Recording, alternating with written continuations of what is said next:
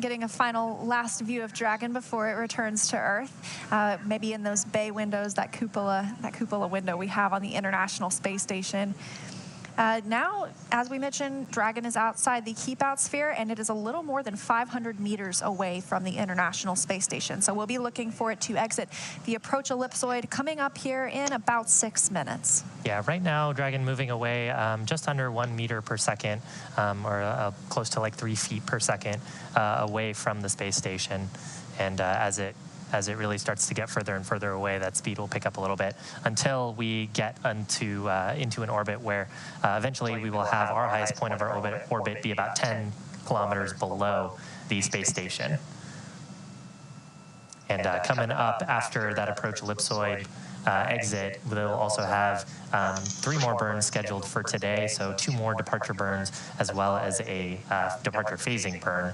And then that should button up the major activities for today, and Bob and Doug will hopefully be able to get some rest before a pretty exciting day tomorrow. Yes, I can imagine they are very excited, and tomorrow they'll wake up, and then several more milestones to look forward to, including, as we mentioned, that deorbit burn, that final commitment to bringing them home, because if there were a change in potentially the weather over the next several hours, we would still be able to have Bob Behnken and Doug Hurley in Earth's orbit, and they have enough crew supplies on board that they could stay there until a couple of days. That way we would have an opportunity for the weather to clear or for us to find another splashdown site. But everything's looking good for us to come home to Pensacola tomorrow.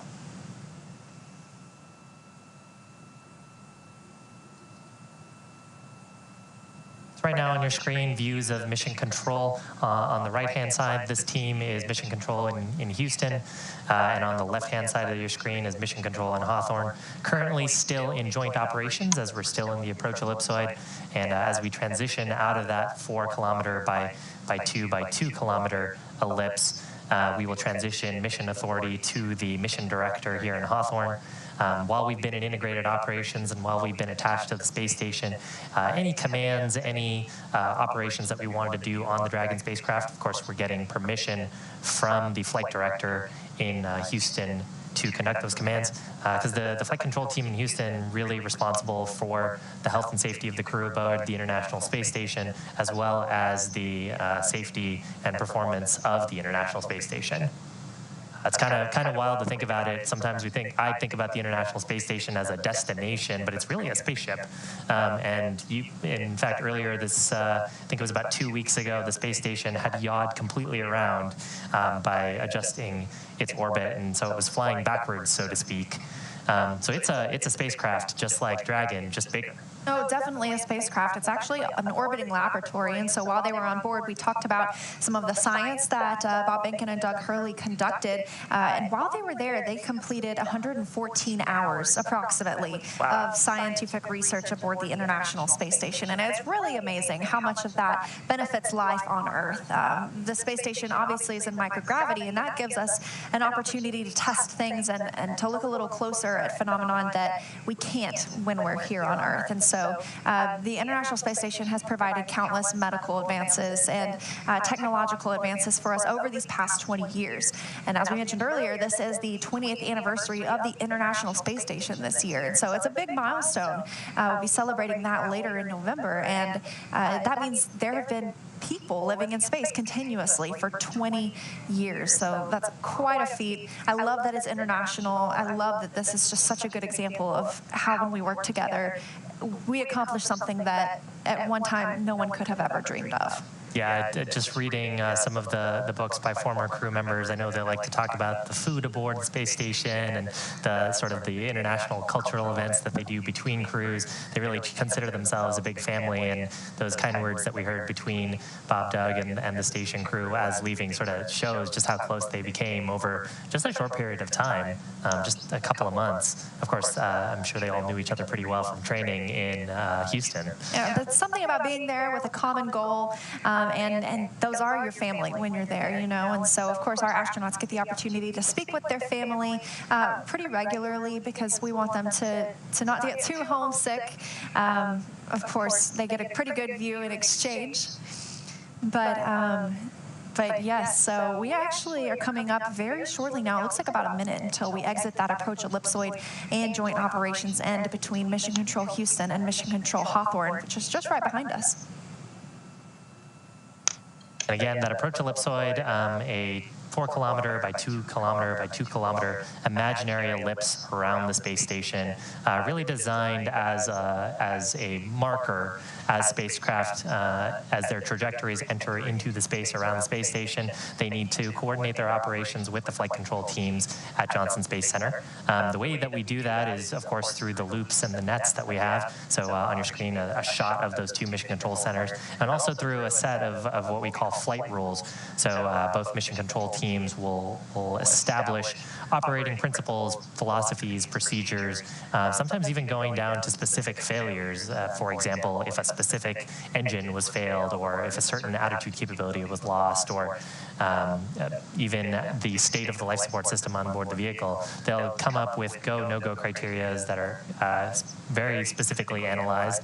And when it comes time to actually perform the operation, they'll check those lists against the health of the vehicle, and then make those go, no-go calls before performing operations in close proximity with one another. Well, the next call we do expect to hear up to the crew is that they will have exited the approach ellipsoid.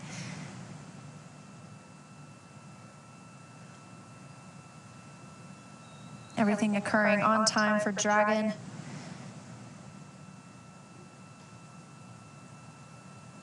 And the International Space Station currently flying over the Indian Ocean, 269 statute miles above us all, about to come up on the southern coast of Australia. And really the next major event for Dragon will be around 5:27 Pacific time, or that'll be tomorrow morning at 12:27 UTC, and that will be the next departure burn. So a little bit of time before any significant milestones. And we are outside of the approach ellipsoid.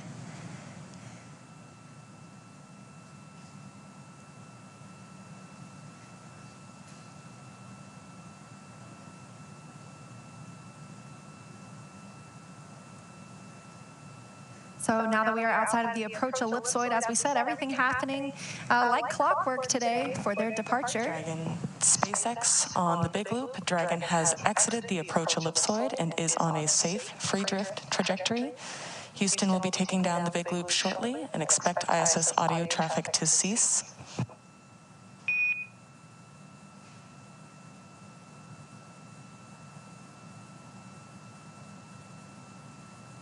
Dragon copies on the big loop.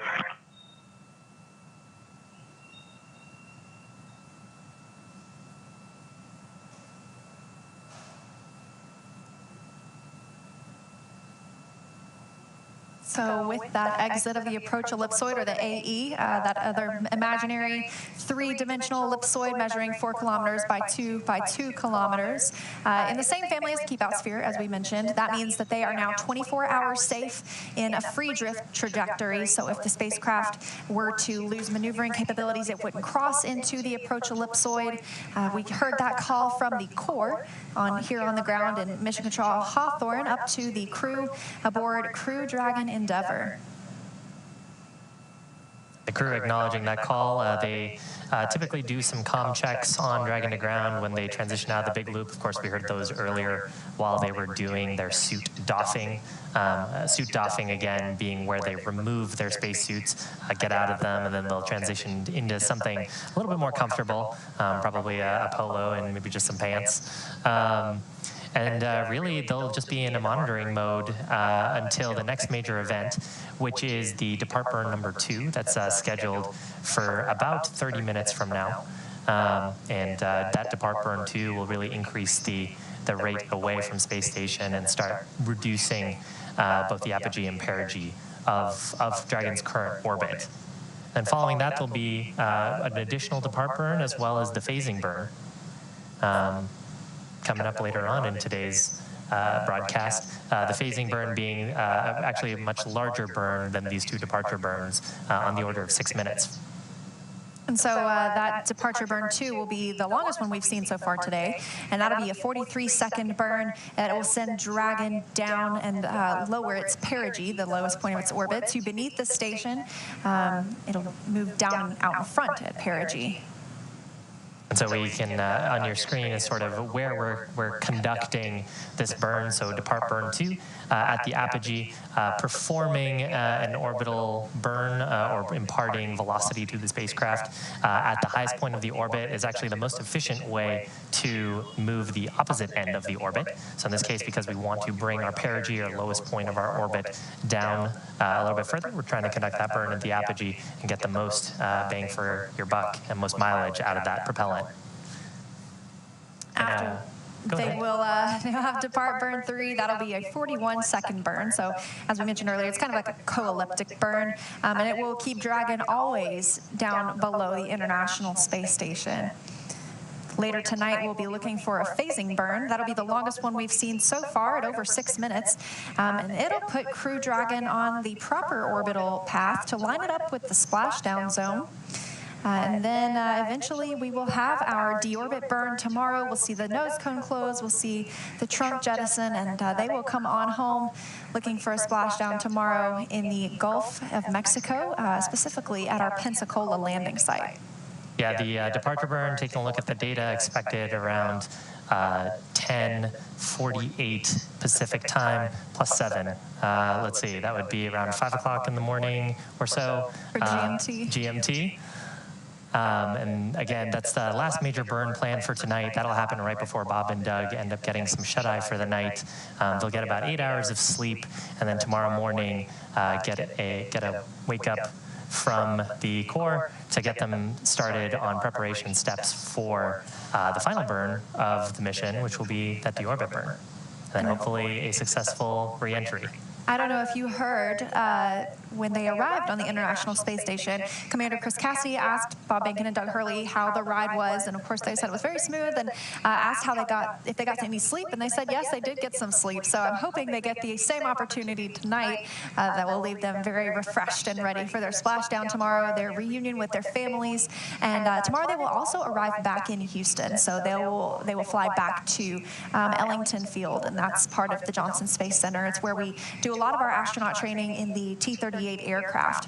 And so they will arrive back there tomorrow, have a welcome with their families, and then it'll be, 3 people. Day for them, because I think tomorrow morning they'll get up around, I think I know the time in Pacific, they'll get up around, I want to say 5 a.m. Pacific time, and their splashdown time is around noon.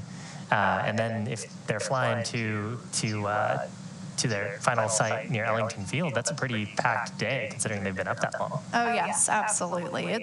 I think it's definitely one of the most dynamic days of the mission, with the deorbit burn, with the splashdown, and then eventually flying back, being recovered in the ocean, and then getting to see your family after 63 days has to be pretty exciting. We were talking a little bit earlier.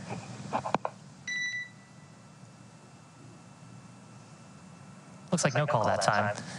One thing we are expecting here is the teams here in Mission Control will be conducting a go, no-go poll for the upcoming departure burn, just to ensure that the vehicle systems remain healthy. Before each of these burns, the core, the crew operations responsible engineer, will give a call up to the crew to let them know if the Mission Control team believes Dragon is healthy for the burn. And then after those burns as well, we expect a call from the core to provide a quick status update on performance of the system and whether the burn was nominal.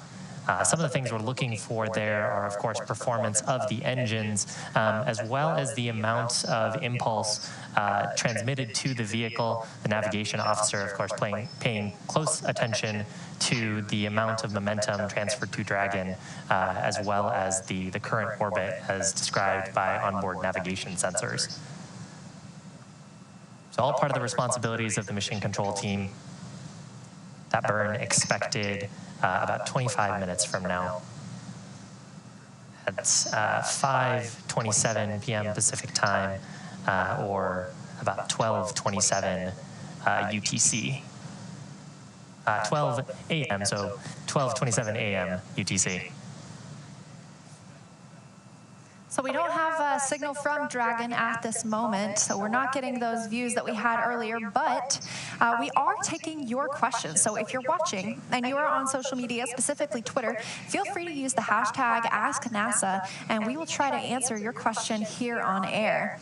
This one comes from Amal, who asks how much time it will take for the Dragon spacecraft to reach Earth after undocking from the International Space Station. Well, Bob Behnken and Doug Hurley have begun that journey, and they are on their way, scheduled for splashdown tomorrow at 11:48 a.m. Pacific time, and that would be 6:48 GMT or Greenwich Mean Time. Dragon SpaceX on Dragon to ground. Friendly heads up that your audio destination is on ISS, so if you are calling us, we will not hear you.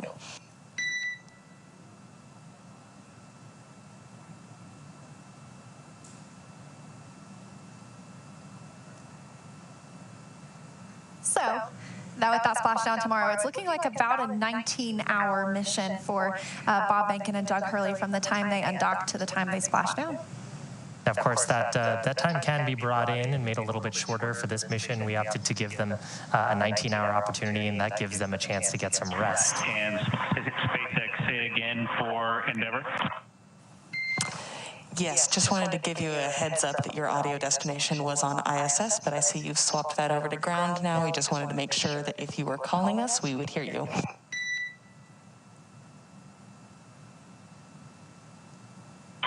Okay, Anna, thank you. I appreciate the heads up. That fuzzy little dot is a view from the International Space Station looking at Dragon, currently on its way away from the International Space Station. Speaking of the International Space Station, another Ask NASA question, this one from Colin, who asks, how do you keep time on the ISS? Well, you've heard us working to convert that in our heads. The International Space Station uses GMT, or Greenwich Mean Time. It's kind of the in-the-middle space between Russia and, since those are two of the major partners in International Space Station operations, we use that time aboard. Some cool views from the cameras on board the International Space Station. And one other note there, GMT is also sometimes referred to as UTC, or Universal Coordinated Time. They both mean the same thing, just slightly different nomenclature. And you may hear some of those calls over the nets and from the core.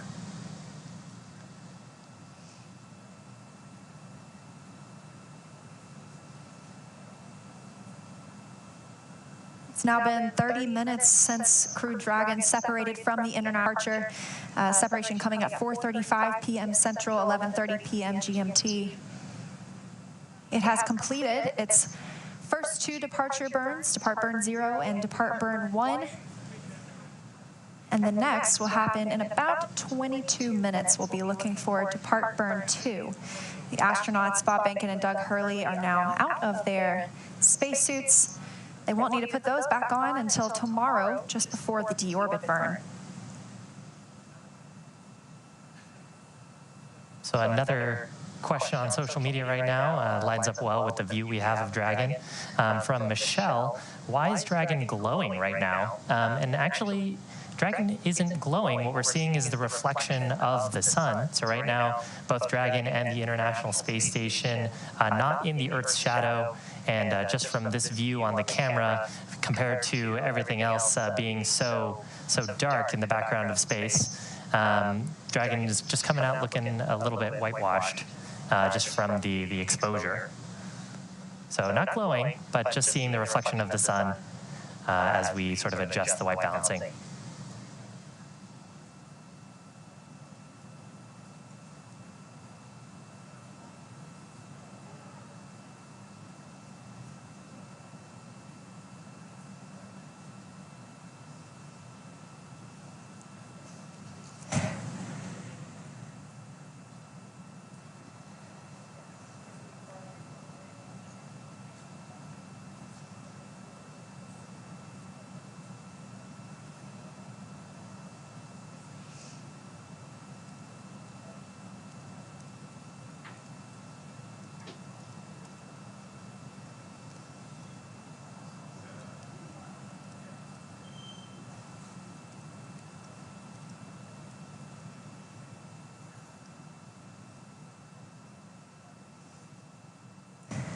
Now, actually, Dragon right now departing about 4.4 meters per second, about 3.3 kilometers away from the space station.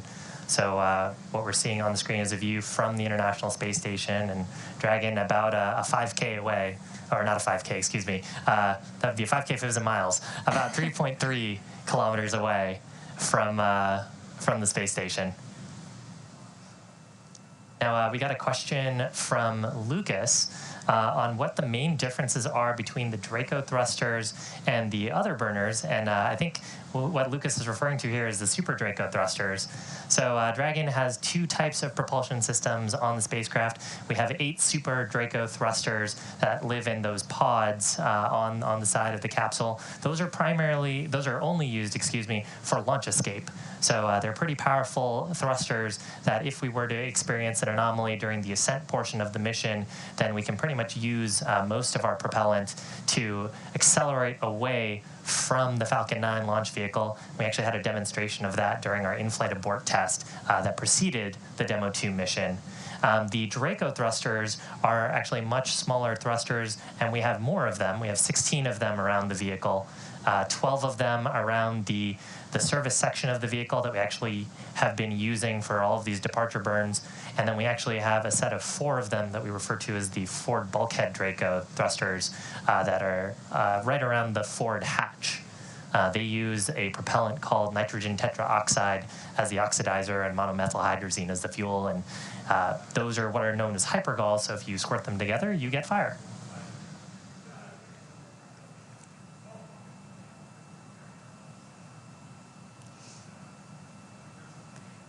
And we have another question from Kate, actually from her 4-year-old son, Fritz.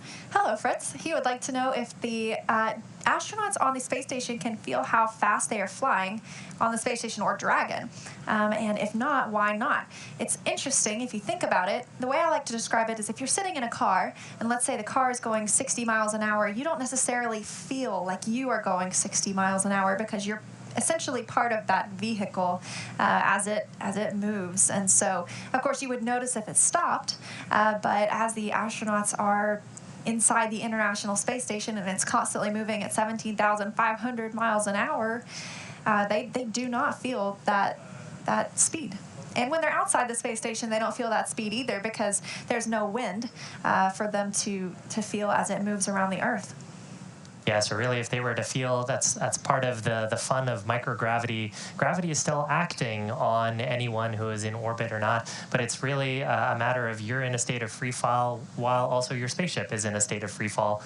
And so you would only feel acceleration if you pushed against something or if the spacecraft pushed against you. So during those burns, actually, Bob, but otherwise not too much. And we have a question here from Glenn about if the astronauts can get out of their seats during any part of their trip home. And that's partially true. So actually during this phase of the mission, the crew are actually free to roam about the cabin, if you will. But during earlier portions of the mission, we actually had them be seated. So during the earlier undocking burns, the crew were seated. Part of the reason for that is if there was a depressurization, we would actually need them to be seated so that their suits could act as safety devices for them. And then, of course, when we get to deorbit, that's a pretty dynamic time as well, where they will be seated. But as for this moment right now, they actually have the opportunity to be out of their seats, as you mentioned, roam about the cabin, and out of their suits as well. So they may have donned or put on some much more comfy clothes for this relaxing portion of the ride, all up until deorbit burn tomorrow.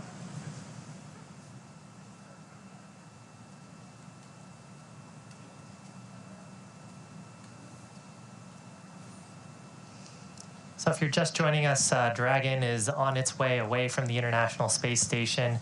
We separated from the space station around 4:30 p.m. Pacific time, 4:34 p.m. Pacific time. And actually, is that right? Do I have my time wrong? We did. Separation was on time at 4:35 p.m. 4:35, that's what I wrote. Pacific time, and 11:30 p.m. GMT. And spacecraft is now on its way away. We're awaiting departure burn number 2. So we've conducted 2 undocking bursts from those Draco thrusters. as well as the first departure burn and first and second departure burn. Now departure burn number 2 coming up, where it'll last about 43 seconds, and we'll use a combination of the service section and forward bulkhead Draco thrusters. Lowest point of the orbit, the perigee of Dragon, get that a little bit closer towards the Earth's atmosphere. Oh, we've got a question from Karen's 9-year-old who wants to know what the astronauts eat on the International Space Station. And they actually get a variety of choices. We have a food lab at the Johnson Space Center in Houston, Texas. And before the astronauts go on a mission, they have the opportunity of types of food that are available aboard the station. A lot of it needs to be reheated with hot water. They can eat anything from at holidays, they have a lot of the same food we have down here, sweet potatoes and turkey and those kinds of good foods. They have candy like we have here on Earth, so they're not lacking on some of those sweet things. But one thing that they don't typically have are a lot of the fresh fruits and veggies that we get to enjoy. And so that's one of the things that can sometimes arrive on a cargo Dragon spaceship, and the crew loves it when it happens, but it's hard to get that food up to them just because it has to be fresh when it is packed and when it's launched and by the time it arrives. And sometimes that can be several days. So whenever they can do a late load of that cargo and get some of those fresh fruits and veggies up to them, it's always greatly appreciated. And there's always some good pictures of people juggling oranges. SpaceX on Dragon to ground. The ground is go for depart burn 2.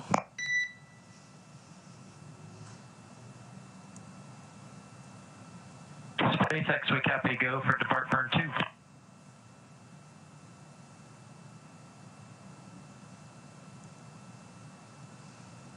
So confirmation there from the core and a good readback from the Dragon spacecraft that vehicle is go for depart burn number 2. That's expected just in about 12 minutes from now. And again, what we expect to happen here is Dragon will slew.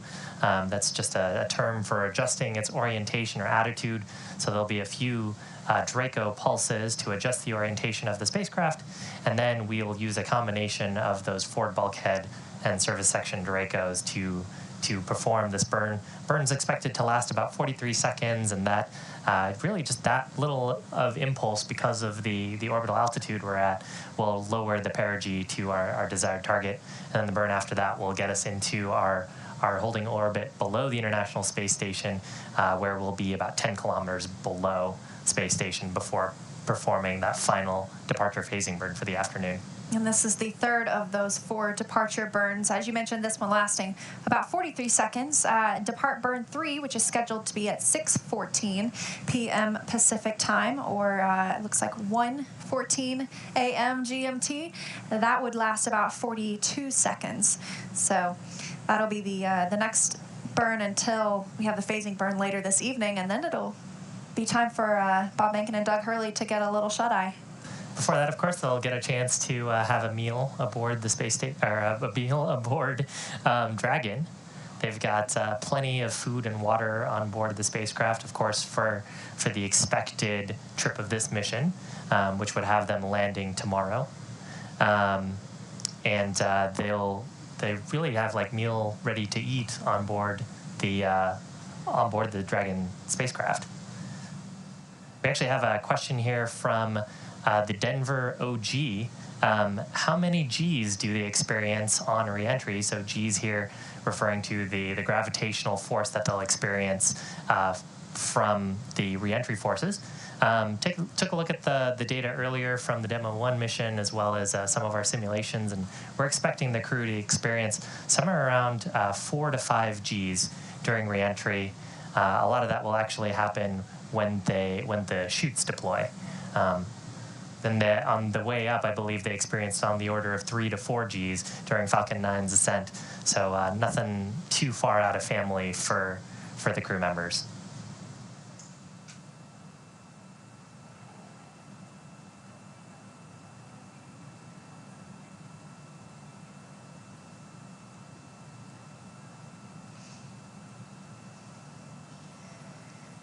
So this view of Crew Dragon is from the International Space Station, and these cameras can actually be controlled by flight controllers in Mission Control Houston. Joint operations with Mission Control Houston have ended now that Crew Dragon is outside of the approach ellipsoid. It is entirely under the supervision of Mission Control here in Hawthorne. However, Houston is still monitoring the status of the astronauts and the vehicle. But these cameras can be controlled by teams on the ground. They help us to find what we're looking for whenever the astronauts are on a spacewalk, or to get a better view of an arriving or departing spacecraft as we have today.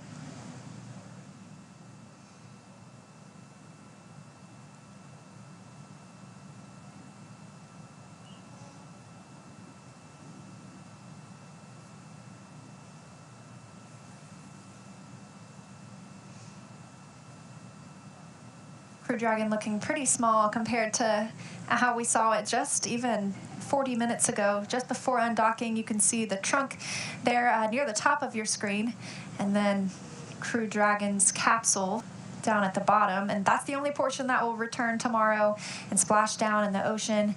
The trunk itself will be jettisoned and will burn up upon re-entry into the Earth's atmosphere.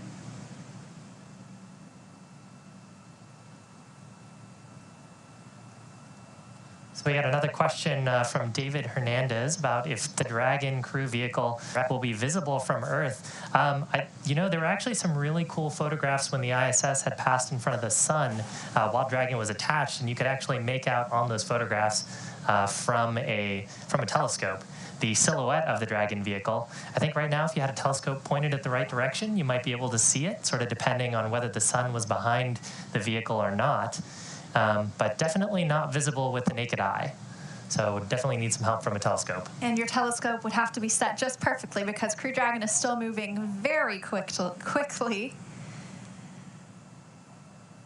Right now, it looks like Crew Dragon and the International Space Station are flying 261 statute miles over the North Pacific Ocean and moving at about 17,500 miles an hour. So don't want to miss it.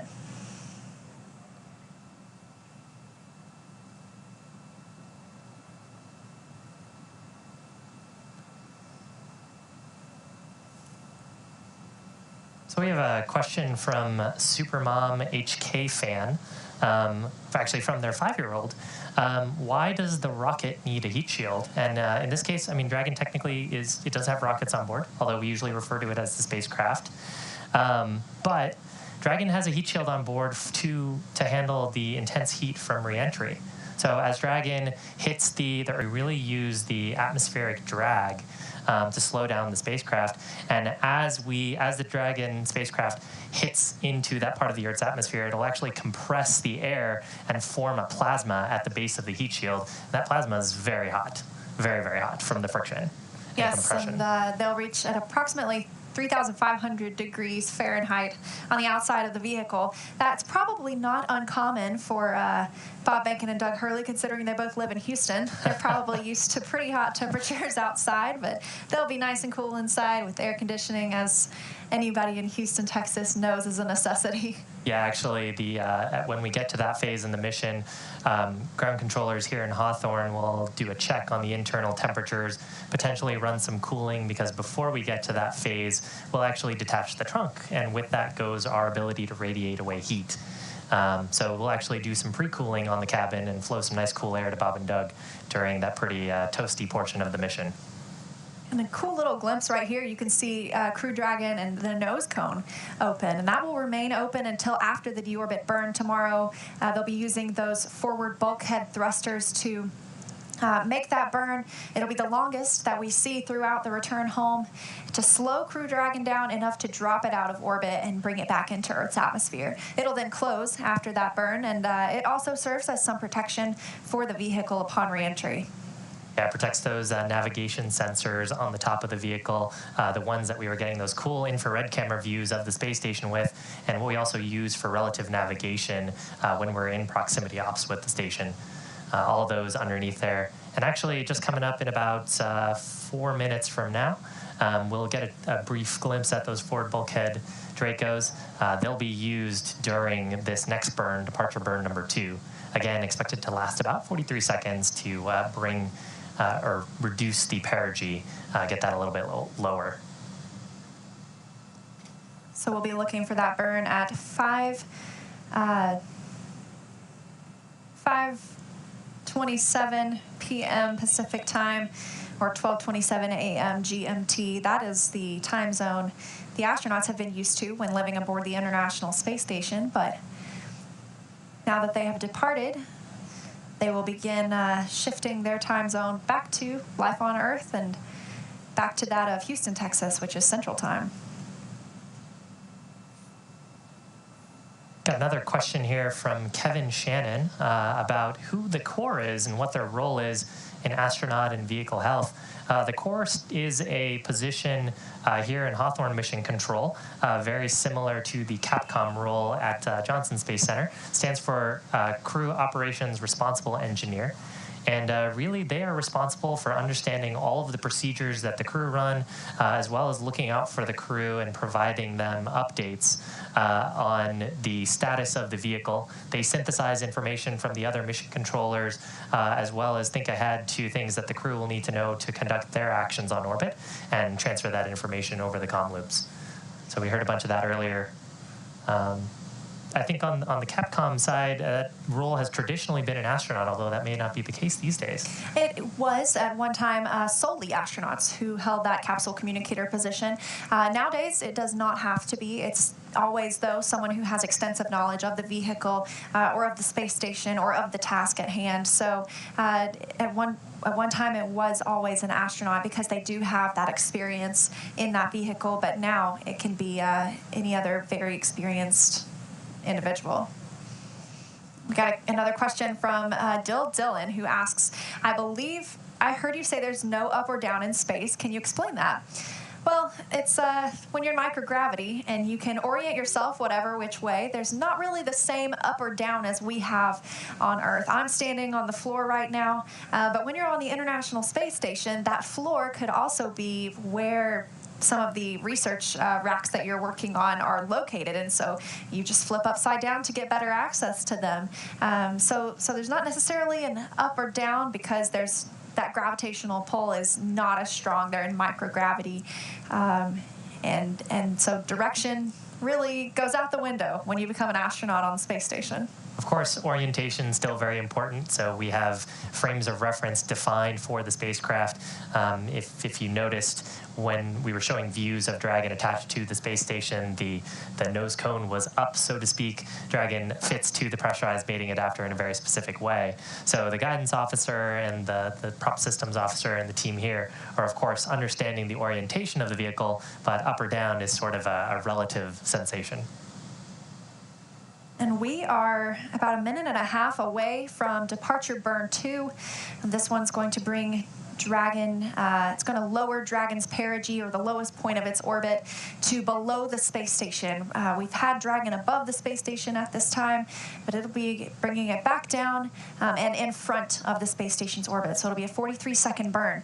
And we'll be looking for that here in just about a minute now. Really cool to still be getting these views from the International Space Station. Dragon right now is about 10 kilometers away from the space station, still retreating at a rate of 6.3 meters per second. So we probably have a pretty good lens on that camera that's giving us these views. So a 10K. If you ever run a 10K, that's how far Dragon is from the International Space Station.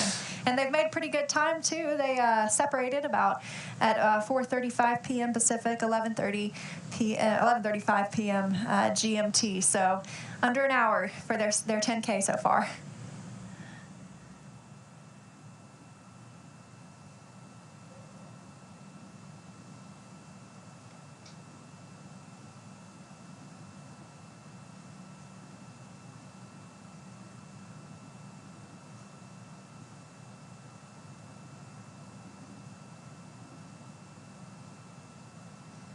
Depart burn 2 in just a few seconds.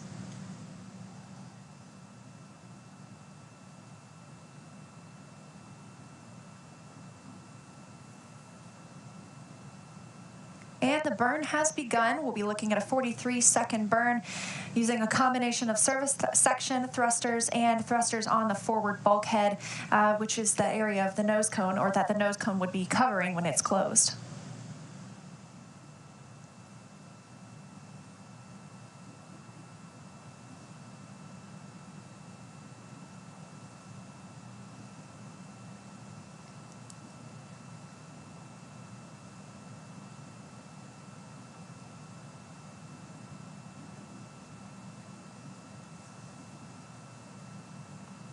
Dragon SpaceX, burn complete, nominal burn. Dragon copies, nominal burn. There's confirmation from the core of a nominal burn, that burn happening just off the west coast of the United States, out over the Pacific Ocean. And the next burn will be depart burn 3. That'll be almost 42 seconds, specifically 41.8 seconds. And that will occur at 6:14 p.m. Pacific, 1:14 a.m. GMT. That'll be the last of those 4 depart burns. And then Yeah, and in between them, Bob meal, and of course they'll start into their sleep preparations. They get about an hour before they actually go to sleep to get some time to sort of collect themselves, do whatever pre-sleep activities that they need to do. As I understand, on the space station, that is also some time for them to go hang out in the cupola, take photos, maybe talk to folks on social media. yes, and they love to talk to their families as well. They are able to video conference with their families every so often. It's very important to us that we keep the astronauts connected with their families. It's important for mental health, and we've seen a lot of this on Earth recently with going through the coronavirus pandemic, people being apart from each other, and we've seen people connecting virtually now more than ever. And so that's something that the astronauts have been doing for a long time, and dealing with isolation. And so we have teams on the ground that research how they are able to deal with that. And it also feeds into the future of spaceflight. You know, looking at when we go out on these missions to the moon and eventually Mars, that the astronauts will be gone for extremely long periods of time. How do we give them the opportunity to feel at home, to feel connection with people back here on Earth? Yeah, especially interesting problem when you consider that Mars is just the light and signal delay can create either anywhere from a 25-minute delay to about a 45-minute delay, which is actually part of the reason why it's even more impressive about like Perseverance and the other Mars rovers that have to do everything totally autonomously. There's really no time for a ground operator to issue a command and then see if it worked. But that adds an interesting aspect to connecting with your families, because that's a long time to have to wait for a reply. It would be. Now, a lot of the research we're doing right now on the space station is in preparation for that. We've got the Artemis missions coming up. We're looking to go back to the moon for the first time in almost 50 years, and that's scheduled to be in 2024. We'll be putting the first woman and the next man on the moon, and so a lot of the research we're doing on the International Space Station is paving the way for how we're going to establish a more permanent human presence on the lunar surface. So next expected burn is departure burn number 3. That's expected at 6:14 p.m. Pacific time, or that would be about 1:14 a.m. UTC or GMT or Greenwich Mean Time. And again, as mentioned previously, 41.8-second burn that will use a similar combination of service section and forward bulkhead Draco thrusters. Those service section thrusters to really make sure that the forward bulkhead thrusters are pointed at the correct location, and then those forward bulkhead Dracos providing the majority of the impulse for that burn to reduce, to finalize us in an orbit that is co-elliptic with the station, so on a similar ellipse, but with the highest point being about 10 kilometers below the current space station altitude.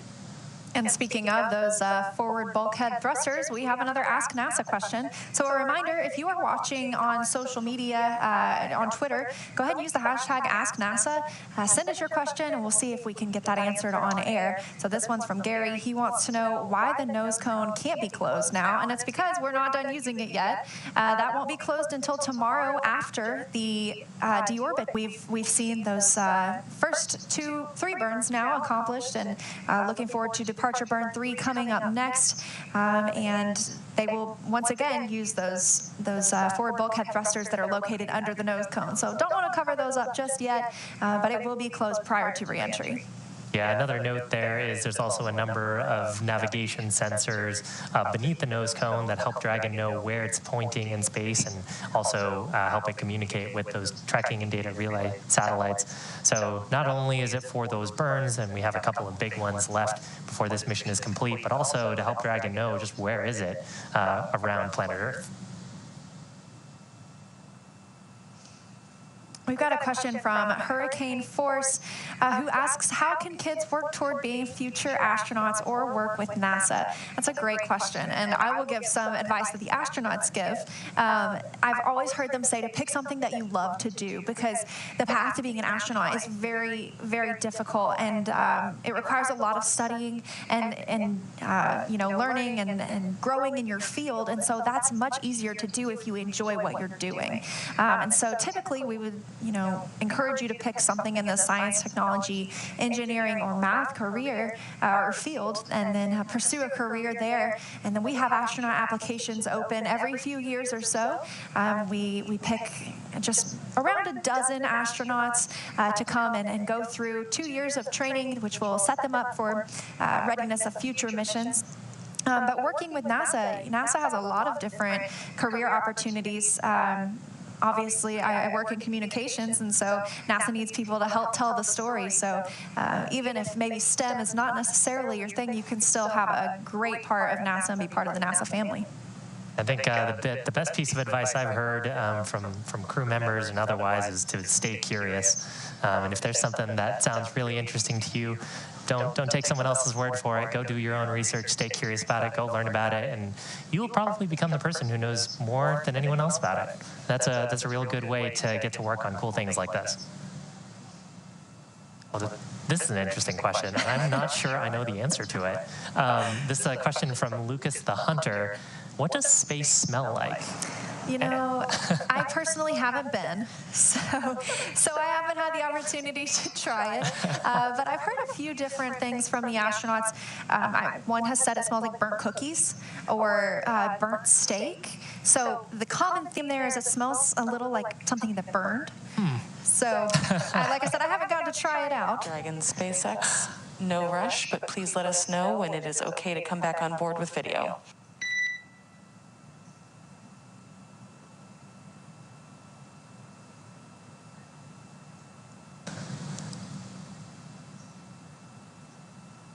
So the core there, just relaying to the crew. We have cameras, of course, aboard Dragon that we've been looking at earlier. Relaying to the crew that we've had those off for their privacy so they could doff their suits, and requesting if we could come back aboard. And SpaceX, you're welcome to come on board at this time, and we've just wrapped up our timer for suit drying. Copy all. Thank you so much. And Doug there referring to the drying time for the suits. So, of course, any perspiration, any wetness in the suits just from having people in them, we want to try to dry that out, make sure that the suits are nice and clean, wouldn't have any possibility of getting kind of gross or building up any sort of microbes. In fact, when we got first to station, we did a longer drying period, and the crew wiped down the suits with some cleaning wipes just to make sure that there was nothing that would grow in there for the 2 months that we were on station, conducting a similar operation right now. So another walkthrough of everything that's happened today. If you're joining us now, or if you weren't here for the start of our broadcast, we joined the International Space Station while the astronauts were still on board the space station with their other 3 counterparts. That's NASA's Chris Cassidy and Anatoly Ivanishin and Ivan Wagner of Roscosmos. And then we saw the crew board the Crew Dragon, say, farewell, and don their suits or put their suits on and close that hatch of Crew Dragon, followed up shortly by NASA astronaut Chris Cassidy closing the hatch on the space station side, known as the A-Pass hatch. We then stepped into the vestibule depressurization. That's the space in between the hatches that was exposed to vacuum whenever Crew Dragon departed. And we saw an on-time departure Separation occurring at 4:35 p.m. Pacific time. That's 11:30 p.m. GMT, or the time used aboard the International Space Station. We had those 2 short bursts using the thrusters on Dragon and the umbilical detaching, those hooks releasing, the 12 hooks releasing Dragon from its home for the past couple of months. So after that, we saw the first 3 departure burns of Crew Dragon, those first 2 bringing it up and over the International Space Station.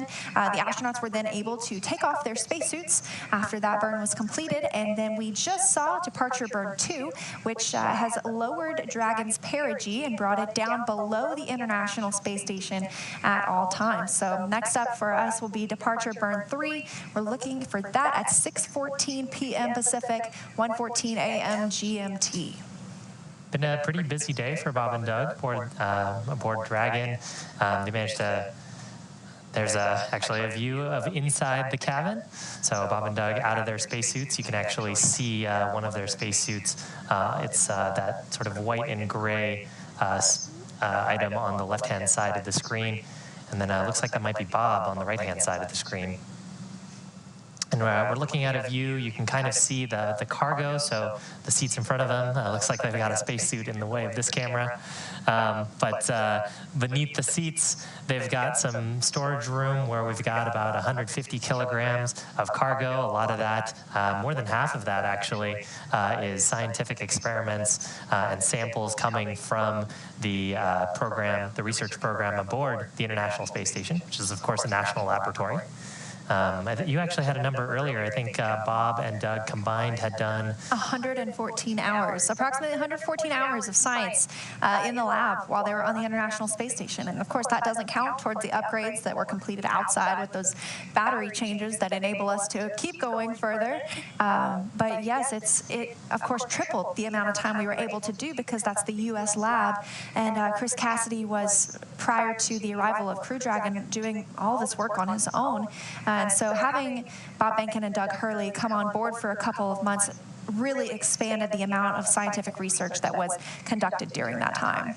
Yeah, some cool views of the interior of the cabin. We got a sort of a sweep around of the cameras. So right now we're looking at a camera that would sit ordinarily, or sits ordinarily right behind the crew members, looking up at their displays. The view that we actually had previous to this was a view looking towards Doug Hurley's seat.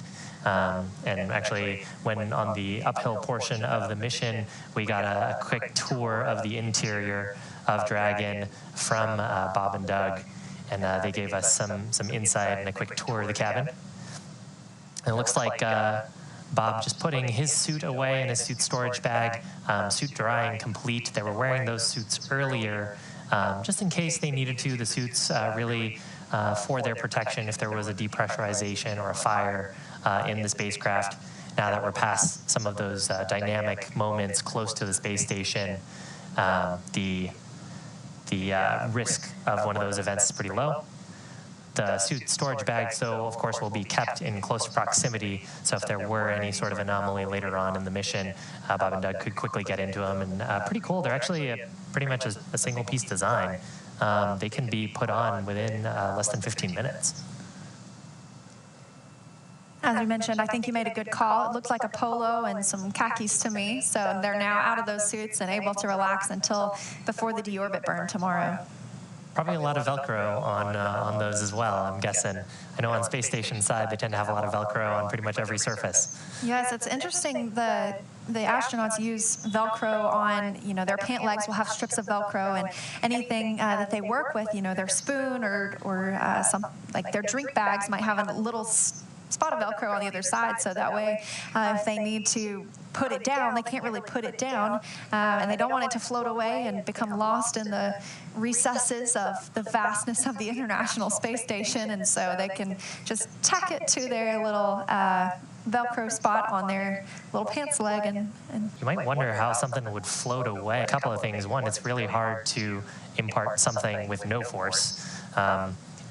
If you've watched videos of crew members on the space station sort of playing with their food or playing with drink bags, they might put something and it'll start to twist and turn and move. They'll grab it and move it close to them, and it'll start to twist and move. And the other, there's actually a a life support reason for doing that as well. As the crew members are exhaling carbon dioxide, unless you have really good circulation in the life support system from all the fans and scrubbers on board your spacecraft, that carbon dioxide will tend to sit and bubble and create pockets of unbreathable air. So the life support system is also providing a lot of positive pressure and moving gases around the cabin just to make sure that we are circulating and revitalizing that air, running it through our scrubbers, and of course regular injections of oxygen so it's nice and breathable. Really cool views inside Crew Dragon. And it has now been over an hour since they left the International Space Station. So much has happened in that time, with obviously the on-dock burns, the departure burns, and exiting the keep-out sphere, approach ellipsoid, the termination of joint activities between Houston and Hawthorne, and now the crew settling in for the rest of the ride until tomorrow. Yeah, you can kind of see what we're talking about here. Is the suit helmet, sort of as Doug is putting away his suit, kind of floating a little bit. Nice view into that clear visor. That visor, so those suits will keep pressure in them in the event of a depressurization. It looks like we have a good Ask NASA question. I think it's tailor-made for you, Shiva. Yeah, this is a good question. So a question from Anir. My 9-year-old son has a question. What is Dragon's outer layer made of, like the material you used to make it? So I think what Anir might be referring to here is our heat shield material and our thermal material. The external surfaces of Dragon are actually made of a material called pica, which I think is phenolic impregnated carbon ablator. So pica material is something that that actually NASA developed, and Dragon and SpaceX have actually done some work to upgrade it over both the crew program as well, over the cargo program and as well as over the crew program. And so we're using something called Pica 3, I believe, on the Dragon spacecraft. A cool example of kind of the partnership between the NASA teams and the SpaceX team in developing the spacecraft. It looks like the windows outside, or to the outside of Crew Dragon, are a little bit dark now, and that is the case because the International Space Station is now in an orbital nighttime, or I should say Crew Dragon Endeavour, flying over the Atlantic Ocean, about 261 statute miles above us all. As I mentioned earlier, the space station 16 sunrises and sunsets a day, so currently constantly moving at 17,500 miles an hour, and Crew Dragon is about on that same trajectory at this moment. Yeah, again, this next upcoming burn, which is scheduled for about, let's say, 28 minutes from now. This next upcoming burn will put us into a co-elliptical orbit with the station. So all that means is that the station is on a slightly elliptical orbit, mostly a circle, but not quite, and drag ellipse to the space station, but just with its highest point of orbit about 10 kilometers below the space station.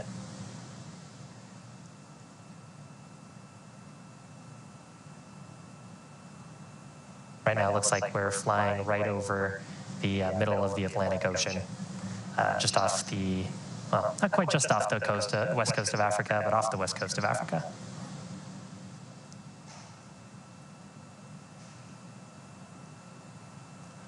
One fact I love about the International Space Station, perhaps not, maybe not Crew Dragon Endeavour as we discussed. You might be able to see that with the telescope, but for the International Space Station, you can see that with the naked eye. You don't need a telescope. It's the third brightest object in the night sky, and so if you go to spotthestation.nasa.gov, you get the chance to see when the space station is flying over your area. So it's pretty amazing if you get the chance to look it up, and tells you when you can go outside and where to look in the sky to see the space station fly over. Every time I get the opportunity, I love to go and try and see it, and I wave at whoever is on board the International Space Station. It's funny for me to think that they're only about 250 miles above us. Of course, they're in outer space, but 250 miles is not that far when you think about it on Earth. So that's a pretty short road trip, honestly. Exactly. But pretty hard to get there. Need a lot of thrust and power to get through that, and that's why we need something like Falcon 9 to be able to get us into orbit. And of course, once you're in orbit, that's not a bit of thrust to then rendezvous with the International Space Station.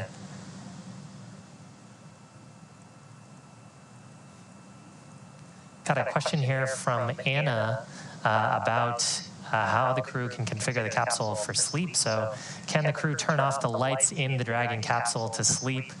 And they can, actually. As part of their sleep configuration processes, the crew can control the cabin lighting. They actually have some covers as well that they'll put on those windows. So there's 2 windows on either side of the side hatch, and of course there's a window that looks through the forward hatch, and crew will put some covers on those just so they don't get woken up by the orbital sunrise.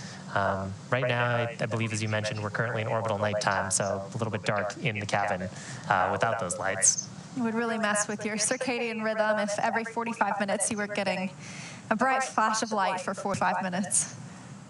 And kind of another fun thing, too, is the crew do have a white noise generator on board, so they can also turn that on if they want to try to mask some of the sound of space and get a little bit more rest. Seemed like they enjoyed their sleep period. It sounds like I would sleep pretty good on Crew Dragon Endeavour, honestly. To have a white noise generator, that's a nice perk.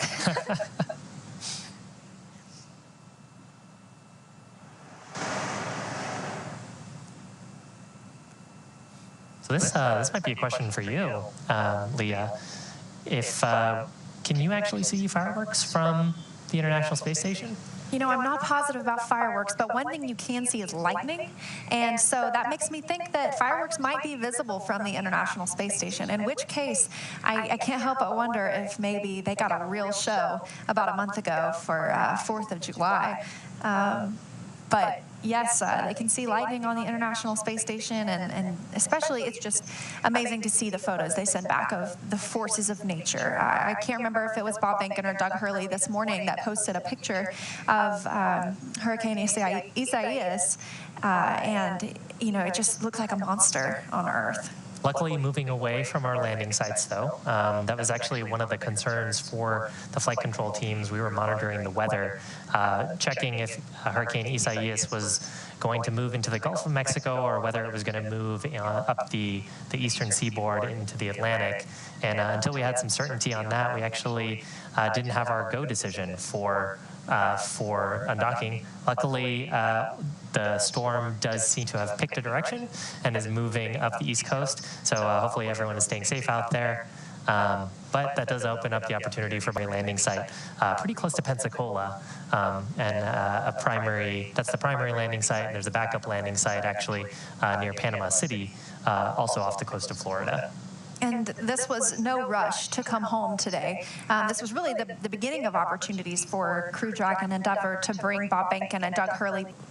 Over the past several days, you know, we've gotten weather updates, weather reports, even up to the time that Crew Dragon was undocking. We were looking at meteorologists providing weather reports on what we could expect in the next 24 hours, really, in the Gulf. And so the astronauts could have stayed aboard the International Space Station if that weather turned out looking nasty in the Gulf. But it looks like everything is going to be clear, and we should get nice splashdown tomorrow. And of course, still no rush. The crews aboard, we're continuously performing weather monitoring on the landing sites. We get those reports, I think, about every 6 hours. And so if something were to turn up unexpectedly, poor weather, of course, we always have the opportunity to do a deorbit wave off. And so that would then set us up for our backup landing opportunity, which would be a little bit later, not quite on the same time scale, but about 2 days later. And of course, Bob and Doug have plenty of an alternate landing site looking healthy and go for splashdown attempt tomorrow. And right now, we are awaiting the next departure burn. That's scheduled at 6:14 p.m. Pacific, 1:14 a.m. GMT. And so that will round out the departure burns for the evening. We've had 3 so far. This will be the 4th.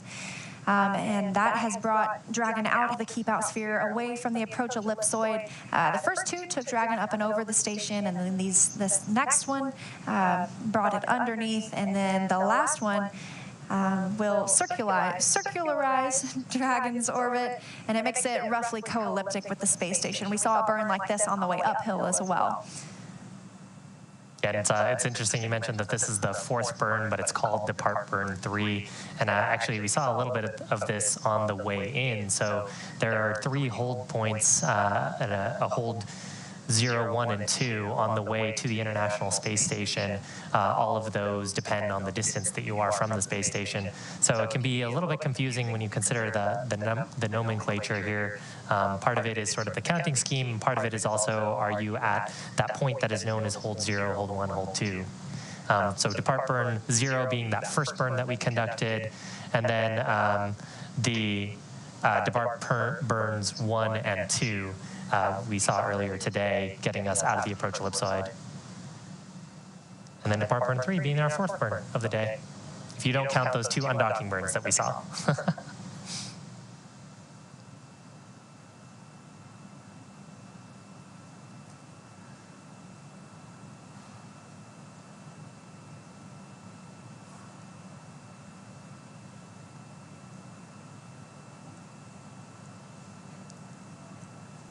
And we've got another Ask NASA question. Don't forget to submit yours on Thursday.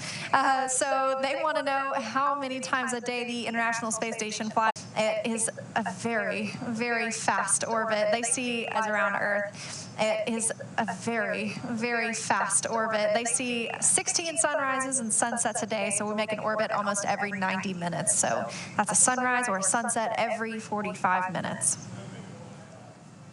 Of sunrise, sunset will be a little bit faster just because it's going in a slightly lower orbit, but something similar. Right now, about eclipses lasting about 36 or 37 minutes, and seeing those about every 40 minutes. So we've got a question here from Merv about how we keep Dragon oriented in the proper reentry position to make sure that the heat shield is deflecting heat properly. And that's a great question. The spacecraft actually will have some aerodynamic forces on it. So part of the way that the spacecraft is packed will have the aerodynamic forces balancing with the force of gravity on its center of gravity, which really just depends on the sum of all of the mass in the spacecraft. And so that'll help it orient in the correct direction. It's designed aerodynamically to put the heat shield down. And for small correction maneuvers, we'll actually be able to use the Draco thrusters to provide small orientation burns while we're going through reentry. And then once we actually get through the reentry portion of the mission and get to drogue deployment, the positioning of the drogue chutes on the vehicle will keep Dragon in the correct orientation. Although at that point it's less about heat rejection and more about making sure that the capsule splashes down with the heat shield side facing towards the ocean.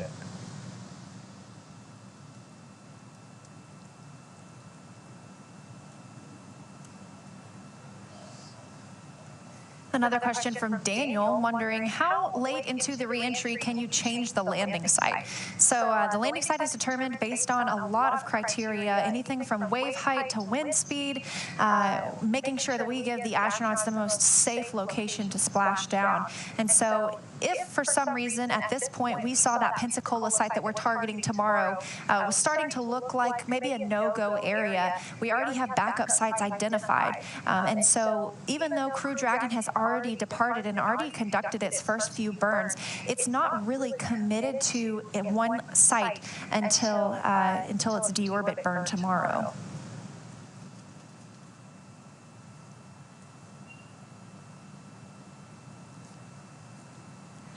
We also got a question here from Bob.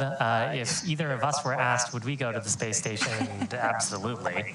That is 100% absolutely yes, sign me up. I would definitely go. My mom always says, though, make sure I don't know about it until you get home. So I would definitely go to the space station, but I'd have to save all my cool pictures for when I got home so she wouldn't worry the whole time. I think it would be pretty busy on space station too. Have extensive experience in test pilot school, and of course Bob also has his PhD, so both of them getting some good scientific work in on space station. Right. Those would be some pretty big shoes to fill and try to work with.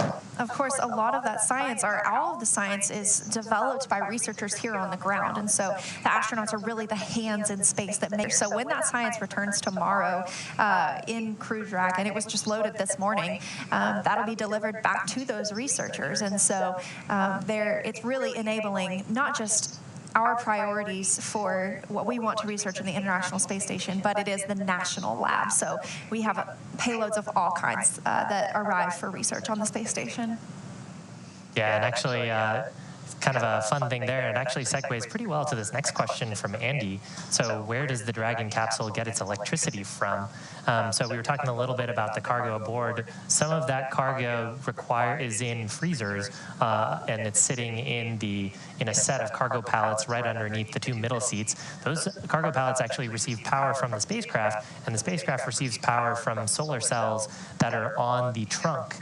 So earlier we saw some pretty cool views of the trunk. Half of it is black and shiny with solar panels covering it, and the other half has a white structure on it, and it's radiating away heat through a thermal radiator. That upper portion receives solar power from the sun whenever we're not in the eclipse or shadow of the Earth. And when we're not in the middle of a burn, we actually point the spacecraft such that those solar panels are pointing towards the sun, as well as pointing the radiator away from the sun, so we can get the most performance out of both. How long did it take to build the International Space Station? Dragon SpaceX, the ground is go for depart burn 3.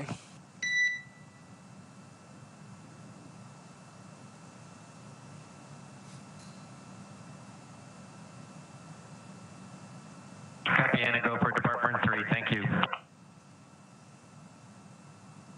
And we just heard they are go for depart burn 3. We'll be looking for that about 14 minutes from now, the final of those 4 departure burns.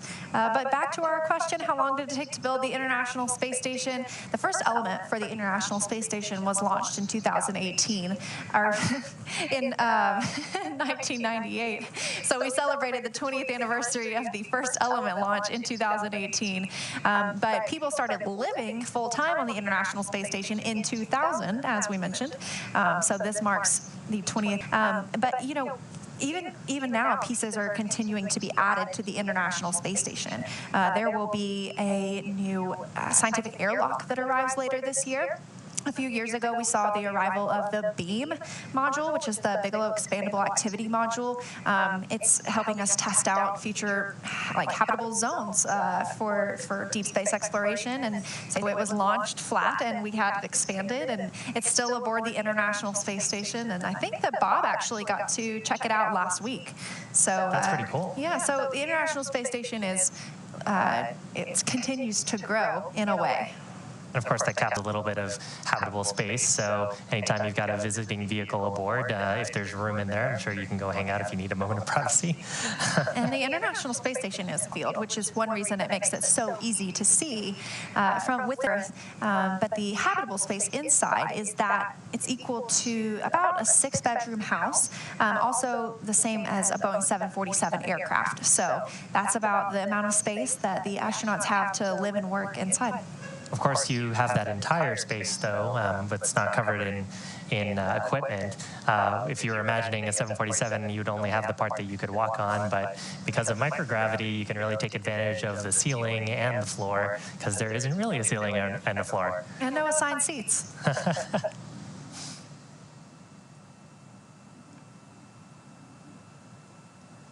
So here's another question from What the Bug Said.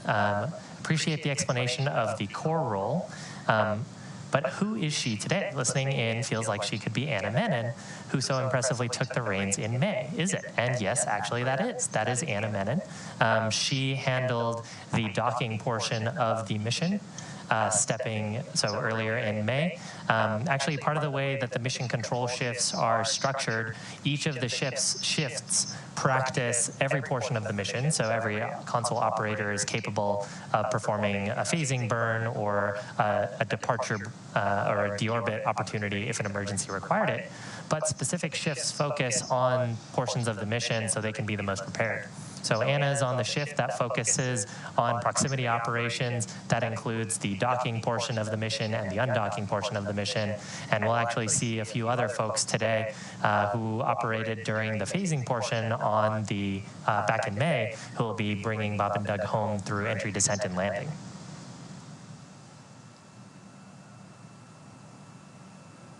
We have a question from Michael, who is curious about the activities planned for Bob and Doug immediately after their safe return. Well, they will be lifted from the water using a crane that's on the ship that will come and retrieve them. So they will still be in the capsule. They'll be lifted out of the capsule and placed onto the ship.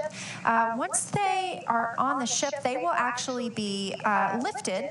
They won't be walking just yet because, let's be honest, it's been a couple of months and they need to regain their center of gravity because they have been out of gravity. This is a common occurrence and something that we practice with all crew members that arrive back home from a Soyuz capsule as well.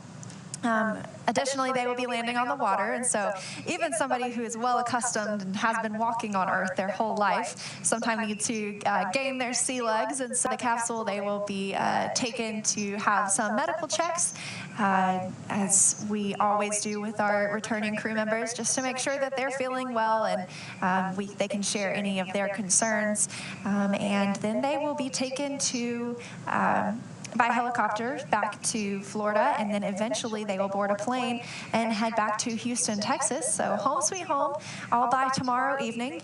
And they will be welcomed to Ellington Field, which is part of Johnson Space Center and where we conduct a lot of our astronaut training in the T-38 jets. So another busy day, even once they've splashed down. Yeah, it seems like they don't get too much rest in there, but I guess that's why it's so important that they're getting some rest on the spacecraft. And I do wonder if they'll take a nap on the airplane or something, depending on how they feel. You mentioned a little bit about the inner ear deconditioning that they experience. It's actually part of the reason why the crew members, that deconditioning from being in microgravity is part of the reason why they exercise so much on station, to try to keep their muscle mass up and try to keep their heart rate up. It's very interesting. In your there's a feedback mechanism between your brain and your heart, and so when you get to space, because of sort of fluid shift in your body from microgravity, you get slightly higher pressure in your head, and your heart and brain will basically reduce the rate at which your heart beats. And it takes a little bit of getting used to, depends for each crew member, when you get back into gravity on Earth, for your system to readjust to that. Actually, another question here from Baraket. Why do we need to do a burn to get back to Earth? Why not just use gravity or free fall? So that's actually an interesting question. If we had all the time in the world, and just kind of let the capsule do its thing, there is enough atmospheric drag in the upper portions of the Earth's atmosphere to deorbit the Dragon capsule and actually eventually the International Space Station as well. But of course, that will deorbit you whenever the drag just happens to work out the right way, and it becomes really then difficult to pick which landing site you want to go to. So there's, of course, a team of folks that are helping us, helping the crew as well with the recovery operations, so we want the capsule to land pretty close to them. These burns, for the first, ensure that we get far away from the International Space Station, but then also ensure that we land close to our targeted landing site. And this one from Starman, this question asking, do the astronauts bring any music with them when they go up to the space station? They do have some music. I'm not sure how it arrives with them, but I know I've heard in several videos sent back from the space station before that they take some time to jam out, enjoy their favorite songs. Yeah, I think I actually saw a Twitter post from Chris the other day. He did a little bit of a music video, I think yesterday morning. So definitely had the tune somewhere. Oh, now this is a good question. This one from Hashim. Where does the ISS get its water? And is there any water backup? So the International Space Station, we have this little phrase, this little saying that yesterday's coffee is today's coffee, or today's coffee is tomorrow's coffee, because almost all of the water on the International Space Station is recycled. And so that means any of the astronauts' urine or sweat or any humidity at all, that's recycled, that's pulled and processed and cleaned, and so it just becomes the next day's water. And this keeps us from having to launch water all of the time, because we would never be able to keep up with the amount that we needed. And additionally, water is very heavy, and so by not having to launch water, we are able to send up more science or more spacewalk equipment. So that's where the water comes from. Yeah, and actually we don't do that on the Dragon spacecraft. Of course, having a recovery system for that means that you also need power and sort of the real estate to have that equipment aboard. So because we know the durations that the Dragon spacecraft is intended to operate, we actually carry food and water bottles for the duration that we expect to go, replenishing those and adjusting the storage of those based on the consumption for the uphill portion and the downhill portion. And of course, Bob and Doug have more than enough food and water for the next couple of days for splashdown attempt tomorrow. And of course, if they had to do a wave off on orbit, or if they needed to go into an emergency recovery scenario and use that as emergency supplies. We are about 5 minutes away from departure burn 3. Looking at that occur on PM Central Time, 1:14 a.m. GMT. This is the fourth and final departure burn for the Crew Dragon, but it's not their last burn. And it sounds like they are getting ready and getting set up to begin that burn on time. It'll burn later tonight. Yeah, this burn using a combination of those 4 forward bulkhead Draco thrusters, and then using some of the 12 surface section Draco thrusters really for attitude control, attitude just meaning the direction that the spacecraft is pointing. So we want to point those forward bulkhead Draco thrusters in what's referred to as the retrograde direction. So if you imagine the spacecraft flying in a direction, pointing opposite of that direction is the retrograde direction. And that will slow down the spacecraft when we fire those thrusters, and that'll bring the orbit a little bit down. And then with that, it'll bring the spacecraft roughly co-elliptic with the space station, about 10 kilometers lower in altitude. So it'll be moving just a little bit faster than the space station, getting slightly out of sync with it as it continues its mission. So as we mentioned earlier, Dragon's flight is totally autonomous. The crew on board is not going to push any buttons to make this departure burn happen. This is something that's programmed, and just have to sit back, let spacecraft do its work. I know that they probably enjoy monitoring everything that's going on, so they might be in their seats taking a look at how that burn is unfolding. Yeah, of course, both Bob and Doug are test pilots, went to test pilot school and have pretty extensive experience on the order of thousands of hours in test aircraft. And so for them, testing out a new spaceship is pretty exciting. And for these burns, they, of course, have the opportunity to step in if need be. So typically, one of the crew members will monitor the burn performance and step in if something needs to happen. Ground operators, of course, able to issue commands if need be, but most of the time the vehicle handles autonomously any faults that it incurs during a burn. That's actually part of, so, it's been pretty quiet for mission control, and that's exactly how you want a mission to go. But almost everyone in the mission control room and everyone across all the shifts has gone through simulations, some of those with the crew embedded in the simulation, some of those with the Houston control team, where we throw all kinds of faults and problems, scary problems at the sim, to see how operators respond, to exercise our procedures, and to make them better. So today, nice, quiet mission, just the nominal events happening exactly as you'd like to see, but everyone in that room, and of course the crew aboard, prepared to step in if need be. I've had the privilege to sit in on some of those sims, and help prepare to be here, and it is so nice to hear some peace and quiet on the loops, on the nets. Everything going pretty well so far. And we are just under a minute to departure burn 3. Last 42 seconds. Bring it roughly co-elliptic and a roughly not got, or it'll be constantly about 10 kilometers lower in altitude.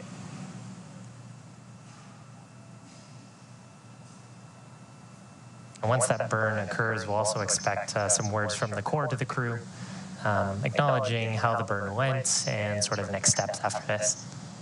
So fingers crossed for a call out for a nominal burn.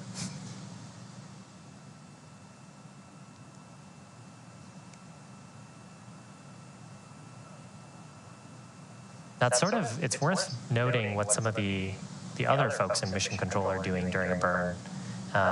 Even though the vehicle is actively monitoring its health and systems, there's also operators monitoring the health of the systems aboard.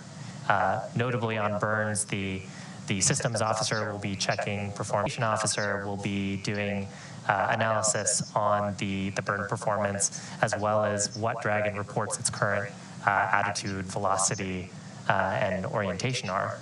And that burn is now underway. We can actually expect it to be complete in just a few seconds.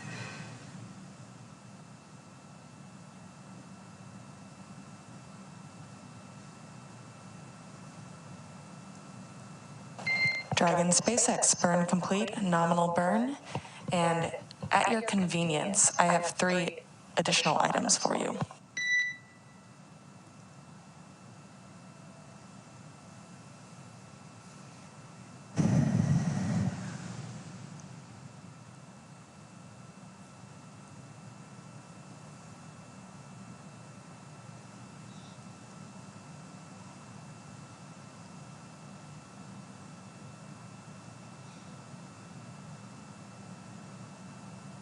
Okay, Anna, we're ready to copy. All right. The first is that we understand that you would prefer to report food and water consumption and movement after each of your meals. At your convenience, we're happy to take your evening meal report. Just let us know.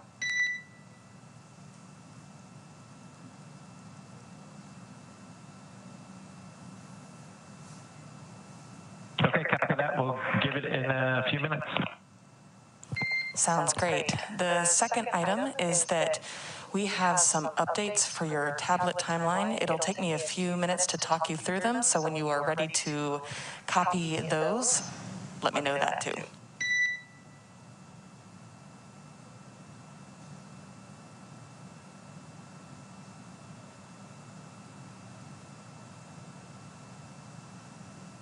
Okay, we have the tablets open to the timeline in the anchor section, and we're ready to copy.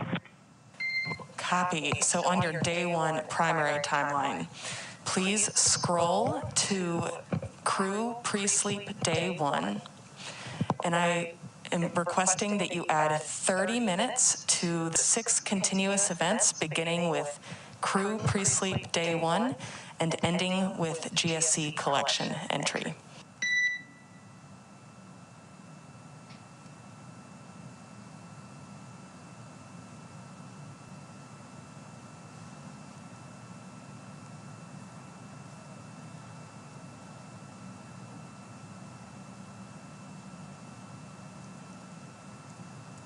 Okay, we've got that up, and so for crew pre-sleep day 1, it should be 02:40, and then we add 30 minutes in each subsequent milestone up through GSC collection at 13:10, which will now be 13:40, it looks like. Good readback. The second change to make is to please subtract 15 minutes from your scheduled fluid load start and fluid load end events. Your new fluid load start or 8.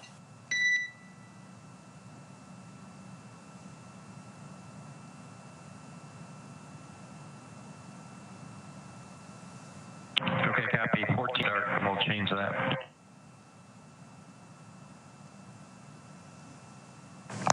And you copied the fluid load and subtraction of 15 minutes too, correct?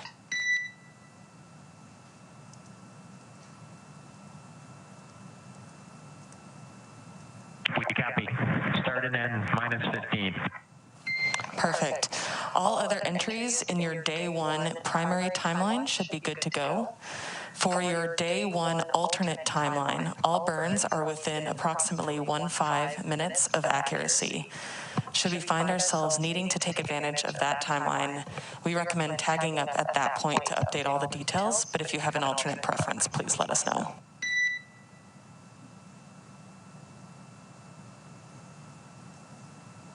We love your plan. Let's take a look at that if we need to at that appropriate time. Thanks. Sounds great. And for you, beyond the inventory post-meal, there are no more required tasks for this evening. So if you would like us to configure for sleep early, we can do that. Just let us know. And do note that there is a departure phasing burn during your sleep.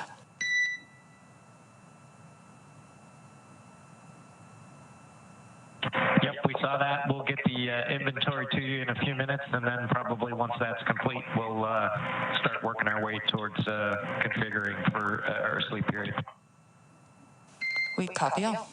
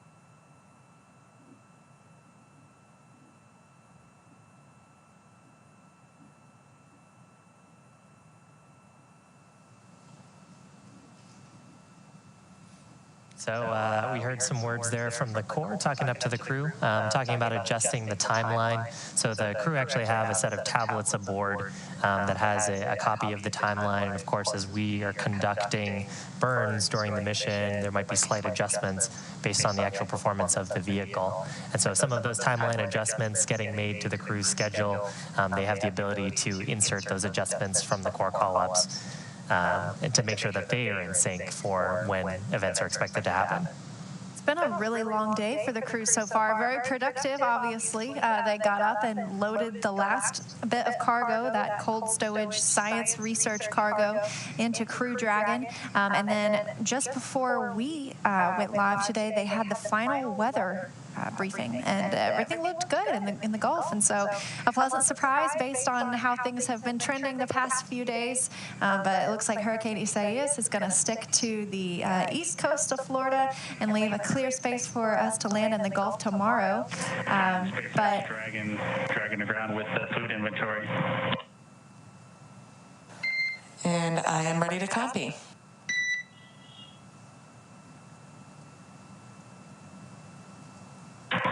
Okay, from location 9, bag 204, we consumed 1 bottle of water.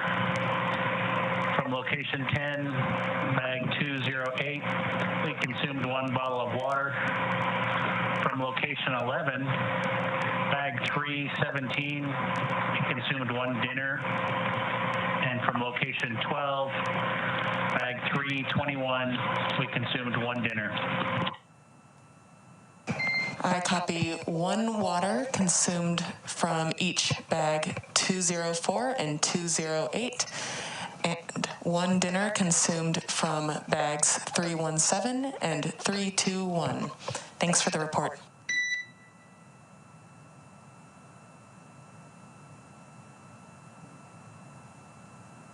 And I have a issue with the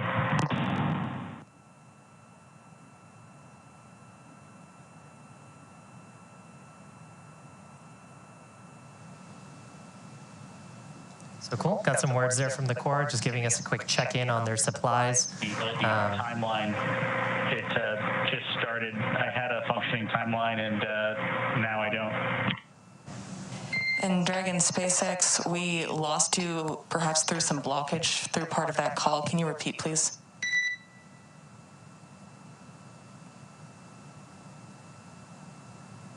Yes, the timeline application on my tablet gives me a error message that says Safari cannot open the page, and then it's got a HTML address because your iPad is not connected to the internet.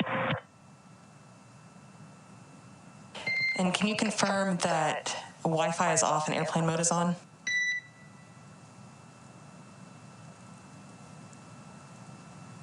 Yes, Wi-Fi is off and airplane mode is on. If you have the display cameras up, I'll try to show it to you.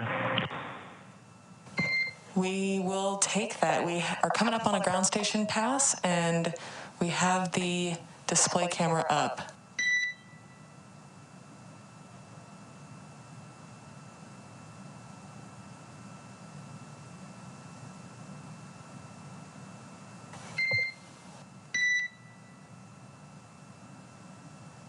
And Dragon SpaceX, can you bring that a little bit closer?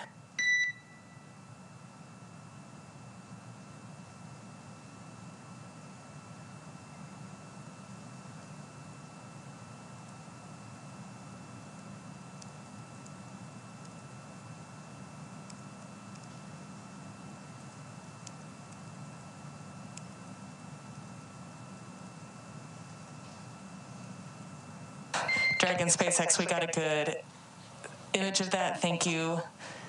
We will look into that and get back to you. And to be clear, this is just happening, Bob, on your tablet, not on Doug's.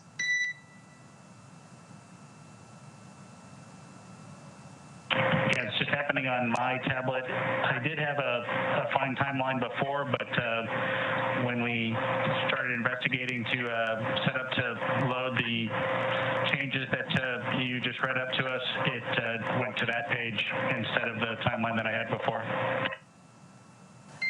Copy all. We'll dig into it and get back to you. Thanks.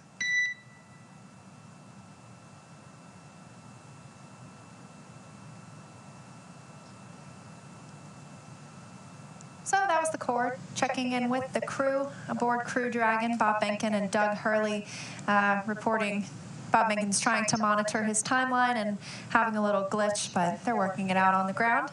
But yes, a busy day for the astronauts. As we mentioned, they ingressed the hatch. We saw them don their suits and then eventually closed Crew Dragon's hatch and began the departure process. In the meantime, Chris Cassidy, the commander of the International Space Station, closed the space station side of the hatch. It's called the A-Pass hatch in preparation for the vestibule to be depressurized. So they brought that level down to a vacuum because that would be what is exposed to once Crew Dragon departs the International Space Station. And then we were set up for all of the undocking procedures.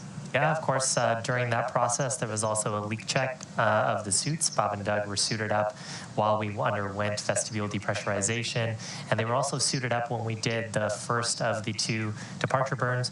Before that, we'd had to do a little bit of reconfiguration on the vehicle. So we had the umbilicals retract. There's a couple of power and data umbilicals, basically electrical connections that connect the docking system and the Dragon spacecraft to the systems aboard the International Space Station.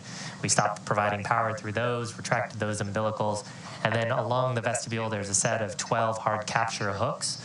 Those hooks actually provide the seal on the vestibule and keep all that precious breathable gas in there. So we detached those, and then there was 2 undock burns, very, very quick, like less than a second burns that use those service section Dracos to propel Dragon a little bit away from the spacecraft, followed by our 3 departure burns.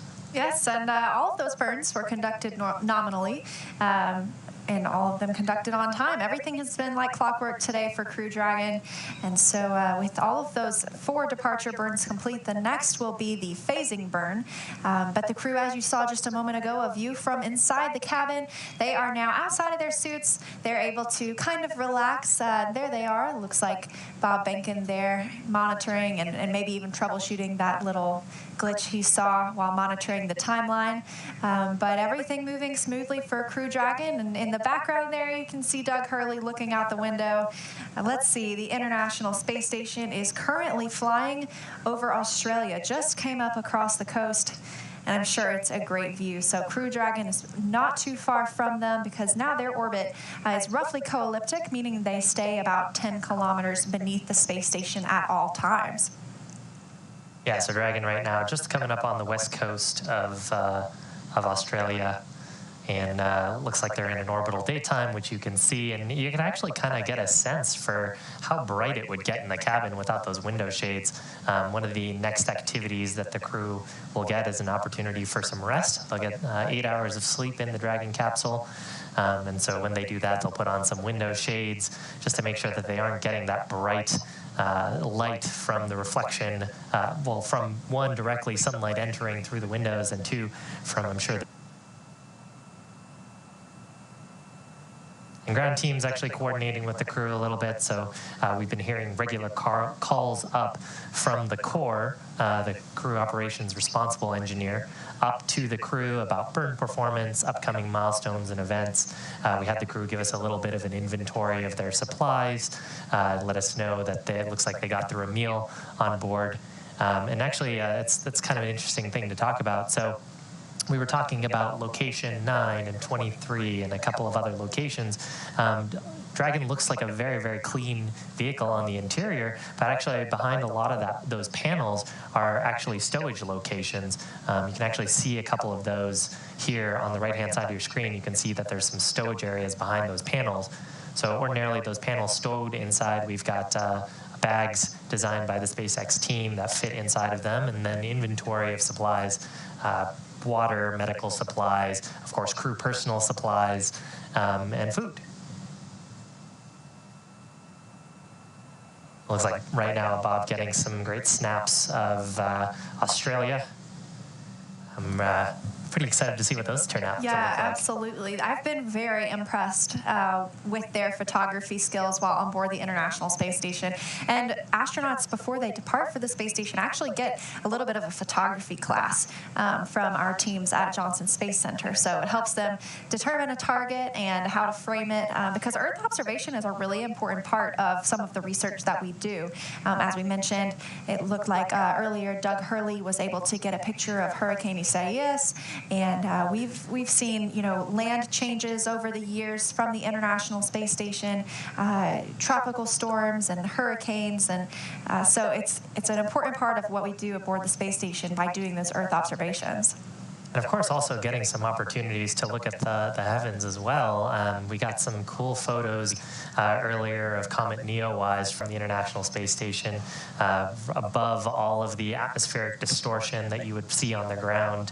Of course, when ground telescopes look at those, especially the large telescopes, they've got active control mechanisms to try to deal with the disturbance created by subtle motions of the Earth's atmosphere. But if you can put a telescope above the Earth's atmosphere, then you don't have to deal so much with those disturbances. So Bob and Doug, where they're at, pretty thin on the atmosphere, and able to get some great photos of Neowise as well. Taking every second they get to take a look outside of the windows, some last views from orbit before returning to Earth tomorrow.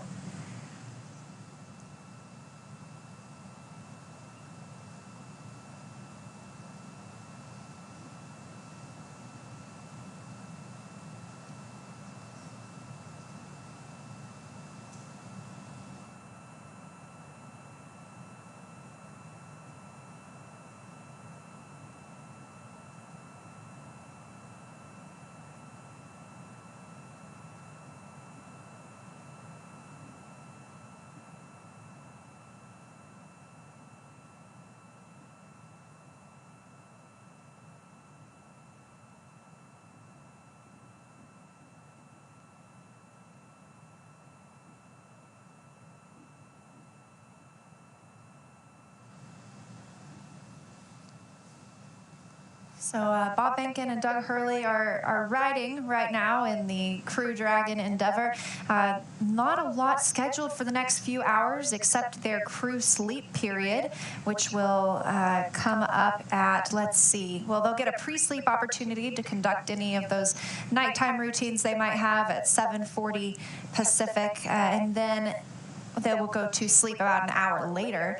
And then we'll be looking for the next burn. That'll be the biggest one we've seen so far, taking place at 10:48 p.m. Pacific, and that is 5:48 a.m. GMT. So that's the phasing burn. We will be looking forward to that. The crew will already be asleep, and that burn will last over 6 minutes. It's a pretty big burn as well. It's what gets the spacecraft aligned on the right trajectory for the landing site. Again, our primary landing site is off the coast of Florida, the west coast of Florida, and the Gulf of Mexico. That'll be near Pensacola, Florida. And we've got a backup site near Panama City in Florida. And so those burns pretty important to get Dragon aligned on that. Dragon will be coming up on what's called an ascending trajectory. So if you imagine the Dragon spacecraft sort of coming, it'll be moving up from sort of the southwest corner of Florida up to the northeast corner of Florida, and that pathway up along the northeast is ascending relative to the equator. If Dragon were coming down the opposite direction, so if it were coming from sort of the central part of the United States down towards Florida, then we'd refer to that as a descending opportunity. Sort of just has to do with how you define the ellipse in orbit. Actually, we got some really cool views of the interior of Dragon, and that ties pretty well to a question on social from Infinity Gabe. So there's so much room in Dragon, they're walking around. Can you go into more depth on the vehicle's dimensions? Yeah, sure can, actually. So just making sure I get the numbers right. The capsule itself is about 13 feet in diameter at its base.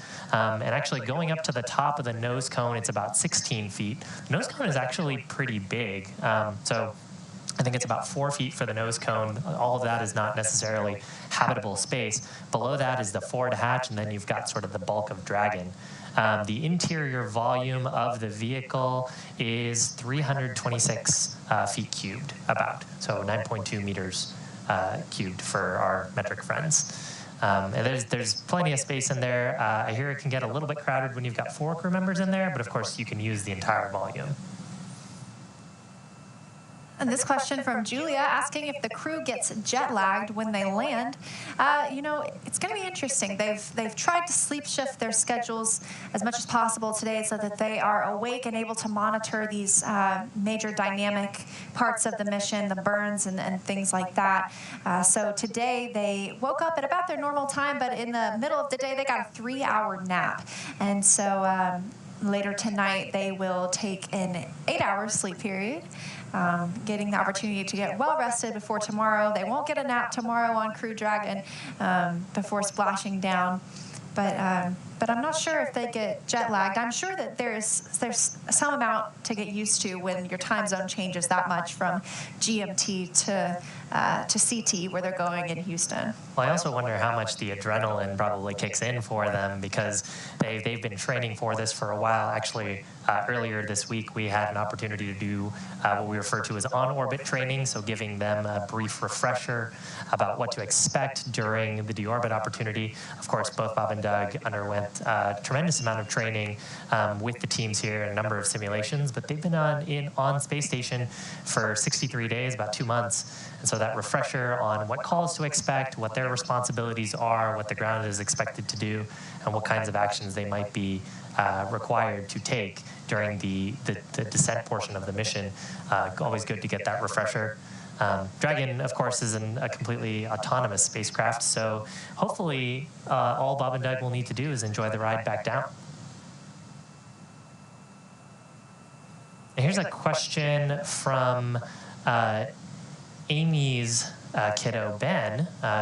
He'd like to know if the astronauts sleep in their seats in the capsule or if there's different sleep space. So actually, when the crew get into their pre-sleep period and then for their sleep configuration, they've got sleeping bags. They're kind of like camping sleeping bags, except they've got a couple of cutouts where they can sort of have their hands out if they want to and get some of that nice flow. Cabin temperature is about 76 degrees right now, so like it's pretty nice and comfortable in there.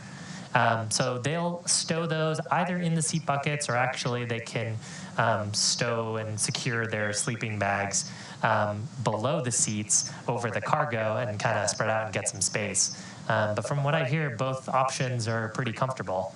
And it was actually kind of interesting. Looking through the training, we had actually done some demonstrations of that with some of our engineers and crew members up in our capsule simulator, getting some shut-eye to demonstrate that you could sleep in the capsule. And it's funny, one of the things that the astronauts really get a choice of on the space station is they have those cutouts for their arms. And some people like to strap their arms down because in microgravity, your arms just naturally float up to this, about this area, halfway up, kind of looks like a zombie state. So crew members have the option if they want to strap their arms in and snuggle up, or they can just let them float free. And this question from Inulia, wondering if the muscles of the astronauts weaken after their trip to space. We do a lot of counteractive measures while the astronauts are in space. One of those being they typically, or they work out 2 hours a day every day. We have a couple of different exercise devices up there. We have a treadmill, and of course it's kind of difficult to work out in space. You can't run on a treadmill like you would on Earth because you just bounce right off, and so they have bungees that they attach to that keep them pulled down and running on that treadmill. We actually had an astronaut run the Boston Marathon while in space once, so that was impressive. And then additionally, they have something called the Advanced Resistive Exercise Device, or the ARED, and that can be configured for a lot of different exercises. Anything you can think of, they can do squats with it, bicep curls, they can even do crunches with it. And so by using all of these exercise devices, they also have like a little bicycle on the space station, or